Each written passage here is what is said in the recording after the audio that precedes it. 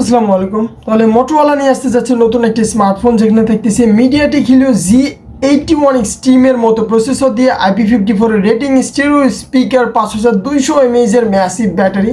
হ্যাঁ, আমরা কথা বলতেছি Moto G05। So let's start out today's. ও বাই দ্য ওয়ে, এই ফোনটা কিন্তু আসলে 10,000 টাকার ভিতরে আশপাশে পাওয়া যাবে, যদিও 7,000 রুপিতে ইন্ডিয়াতে লঞ্চ হয়েছে, বাট যখন বাংলাদেশে আসবে এই ফোনটার দাম আরও 2-3 হাজার টাকা এক্সট্রা বেড়ে যায়। জানে ফার্স্ট আমরা যদি এই ফোনের লুকস আর ডিজাইনের কথা বলি, এই ফোনটা 10,000 টাকার ভিতরে যে ডিজাইনটা দেওয়া উচিত ছিল, এই ফোনটা একদম পারফেক্টলি সেই ডিজাইনই পেয়ে যাবেন। আর এটা হচ্ছে ভেগান লেদার্সের, তো ফোনটা ময়লা টয়লা লাগার কোনো চান্স নাই। আর ফোনটা দেখতেই কিন্তু আসলে ভালো লাগতেছে।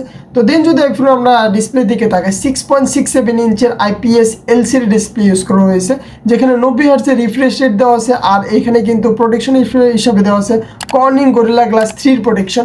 আর এখানে চিন বেজেল কিন্তু তুলনামূলক মোটা, যেহেতু এর বাজেট কম। সো ডিসপ্লেটা, হ্যাঁ, এটা মানা যায় পাঞ্চল হোল ডিসপ্লে। সো ওভারঅল বলতে গেলে ডিসপ্লে থেকে কোনো অবজেকশন থাকার কোনো কথা নাই।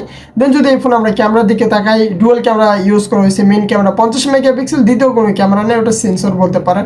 আর 8 মেগাপিক্সেল সেলফি ক্যামেরা ইউজ করছে, যেখানে আপনারা 1080p 30 fps পর্যন্ত শ্যুট করতে পারবেন।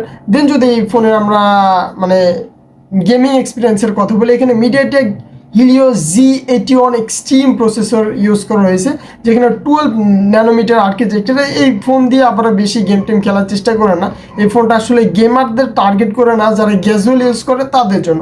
আর এখানে ব্যাটারি হিসাবে ইউজ করা হয়েছে 5200 mAh এর ব্যাটারি, 18 ওয়াটের চার্জার দেওয়া আছে, যেটা খুবই ভালো। একদিন এই ফোনটা ইজিলি চালাতে পারবেন। যেটা বেশি মিস করবেন, এই ফোনটার কিন্তু নয়েজ ক্যান্সেলিং কোনো দেওয়া নাই, মানে কলিং যখন কথা বলবেন নয়েজ অনেক গ্যাদার করবে, যেটা আসলে খুবই প্রয়োজন ছিল। বাট যা যা থাকার প্রয়োজন ছিল, 3.5 জ্যাক আছে, বাট আয়ার ব্লাস্টার নাই। 10,000-এ কত কিছু মানুষ আশা করতে পারে।